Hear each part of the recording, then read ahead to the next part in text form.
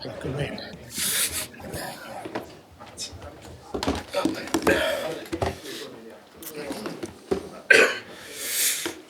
Hey, mate. Hi guys, welcome to our Matchday -1 press conference ahead of tomorrow's second leg against AZ Alkmaar. Translation is available via the headsets, channel 1 for English, channel 2 for Dutch. Use the microphone provided, please. James. Ange, can I start with squad news? Is it true that Kevin Danso picked up a knock, and what does that mean for your centre-backs? Could it be Romero, Van der Ven? Are they ready for a start, etc.?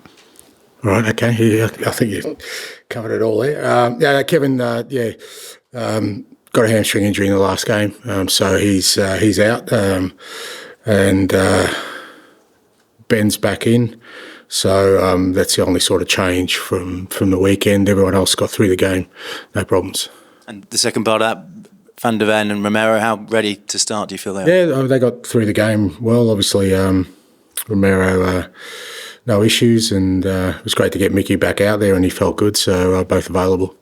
And this game is being billed as win or bust, both for Tottenham's season, but in some people's opinion also for you and your project here. How do you feel about it, and how important is it? Yeah. There aren't many professions in the world where you have to come in and answer questions like that, is there? There isn't there? Yeah, so, but I'm going to be polite and just say, look, we're focused on winning the game tomorrow night, and need to put in a better performance than we did last Thursday. Obviously, that wasn't anywhere near the standard we want to play. Did some good things on the weekend, some not so good things, but we certainly feel like if we can play with the intensity and tempo we played, on the weekend, we'll give ourselves a good chance to progress. Hi, Ange, how are you? I'm good, mate. Hold on a sec, mate. Go on. Go on, mate. That was funny. That was good. Thank you, mate. Let's keep our sense of humour. Absolutely. Yeah. Listen, you've been favourites to win this competition pretty much since it started. That plus, as you've always told me from day one, second season, you always win a trophy. Any extra pressure then tomorrow? No extra pressure. It's, I guess, as I said before, I think we obviously were disappointed with our performance in the first leg. I guess the important thing is we didn't make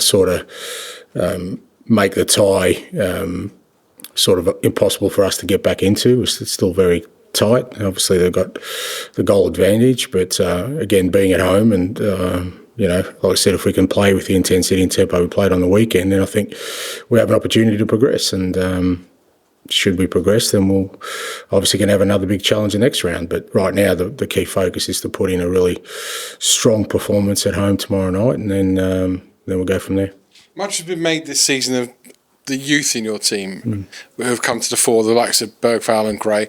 But how much tomorrow night are you relying on the experience? Romero at the back, right through the spine, Romero, Maddison, Son. Players like that have to really stand up and be counted for you, don't they?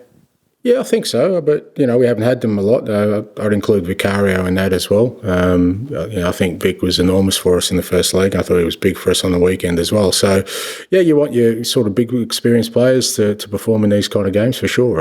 As you said, we've relied a lot on our younger players who have really, progressed really well. But, I guess a night like tomorrow night, having the likes of, like I said, Romero, Maddison, Vicario, and Sonny out there. I mean, they're our 4 leaders. I don't think we've had them on the park at all sort of together this year, or very little anyway. So having all 4 of them, the whole leadership group out there, I think will definitely be beneficial.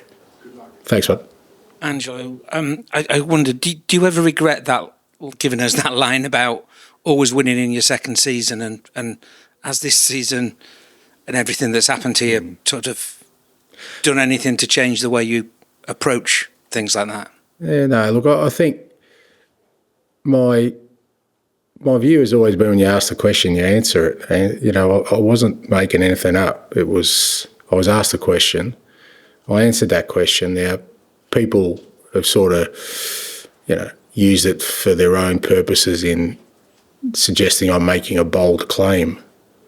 But I wasn't. I was stating a fact. Now, if that doesn't happen this year, then I can't say that anymore if I'm asked next year, can I? So, but what was I supposed to say? Well, yes, I always win one in the second year, but, I have in the past. everywhere I've been, but here it won't happen.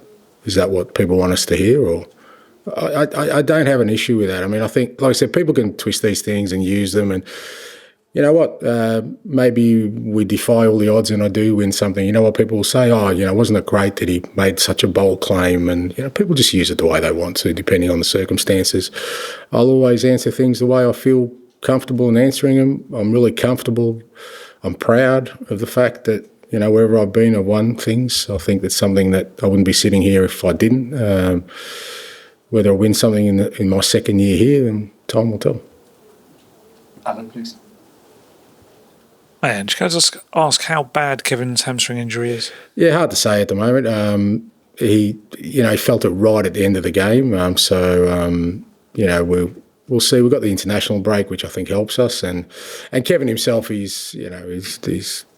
looks after himself. He's a pretty good athlete, so we'll give him every chance to get back. But we'll just have to sort of let it settle down a bit before we kind of get some clarity around that. But he'll be pushing for sure. And saw you watching Richarlison across the pitches as you first came out. Where's he in his rehab journey? Again, I think probably post the international break again, I think he should be there or thereabouts, depending on sort of his progress. But, it's good to see him back out on the grass. He's working hard to get back in and, hopefully post international break he'll be available. I just want to ask you about Pat Matasai's, obviously observing Ramadan at the moment. How impressive is it, really, that he's managing to put in performances like he did against Bournemouth, despite the fact he's not eating or drinking during the daylight hours?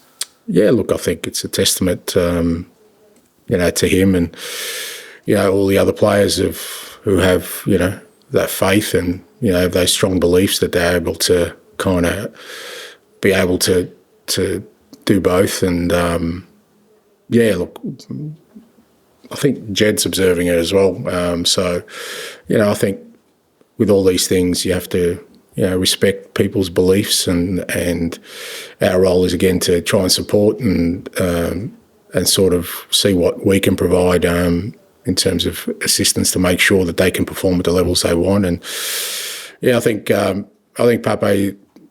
Pape, particularly this last sort of 3-4 weeks, is coming back to sort of the levels we sort of saw with him earlier in the year and last year, and he's important to us, particularly at the moment. Tomorrow night, obviously, Rodrigo's suspended, so we'll need his energy as we did on the weekend. Hi, Ange. You talked about the players having the wrong mindset in the first leg. Have you been able to put your finger on why that was the case? No, look, I think, as I said, there was some clear evidence there that we just didn't really play at the intensity that we usually do. And whether that was just, I don't know, could be a multitude of things. But, obviously we've analysed that, we've reviewed that.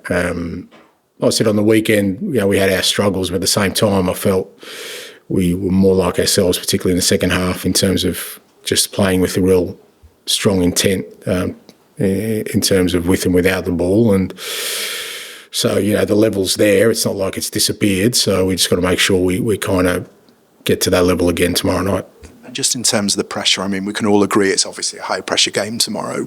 How do you sort of frame that for the players? Do you want them just to walk towards that and embrace it, or do you try and work in any way to... Look, I think, there's always pressure there, and yes, it's a big game, but if we're successful tomorrow night, it'll be the same the next round. I mean, that's when you're in sort of the later stages of European or any cup competition. You kind of know every game is sort of meaningful because it either means the end of the road or you progress. So we understand that, need to embrace that. It's good that we're at home, so. Like I said, it'll be a good challenge for us, but I'm sure it's one we're up for. And the sort of atmosphere was referenced on Sunday. I mean, we've seen in other cup games, I think Man City, Liverpool and the Carabao Cup, how much of a difference the fans can make. What sort of role have they got tomorrow? Yeah, big role. Again, we saw that at AZ, and they obviously helped their team on the night, and we need our supporters to sort of get behind the team and create a really good atmosphere, like you said, like we did when we played Liverpool and Man City. I think our fans know it's a big game, and I'm sure they'll come there tomorrow night to try and support the lads and get us over the line. And obviously, you're one goal down. How do you kind of approach it in terms of, do you try and go hell for leather from the start, or do you have to kind of be a bit mature and think you've got maybe 120 minutes to get through this? Yeah, I think you just treat it as any other game. I think if you frame the scoreline into it, ultimately it's a game we have to win. If we win, it means we're in a positive goal difference now. Whether that's enough to get through, but it's a game we have to win. We know that. So the beauty of our approach, I guess, is nothing really changes because we go out there and try and, I know it sounds obvious, but we try and go out there and win every game and be really dominant in our football, and that's what we're going to need to do tomorrow night to get the result we want. So from our perspective, being a goal down doesn't really change anything. I think we'll just go out there with a normal mindset that we showed in the games we've done well this year, and use that as a way forward. Hi Ange, how's it going? I just wanted to ask you about a player obviously that has played here before, is back again, just Troy Parrott. What have you made of his season so far? Because Jose Mourinho spoke to him and said that he could see the progression. So just from your own point of view. Yeah, Troy's done really well. I think he did really well in Holland last year. I think it was a really good sort of loan move for him. And I think sometimes for players like Troy, getting away from sort of the UK and seeing whether they can, in a different style of football, whether it suits him. And I think, the Dutch league certainly has allowed him to develop further. He's doing really well, really pleased for him. And, hopefully we keep him quiet tomorrow night. Just on, he said he kind of went to a different style, as playing sort of as a number 9 this season. What would you say are his best qualities? Yeah, look, I think he's obviously he's still a very good goal scorer. I mean, his goals, as a striker, he's a good finisher. But apart from that, I think he's a good link-up player. He works hard for his team as well, and we saw that the other night, both with and without the ball. He's a hard worker, and I think that's it's good to see him develop in those areas. Thanks. Best of luck. All right, thank you. Thanks so much. Thanks. Good luck. Thanks.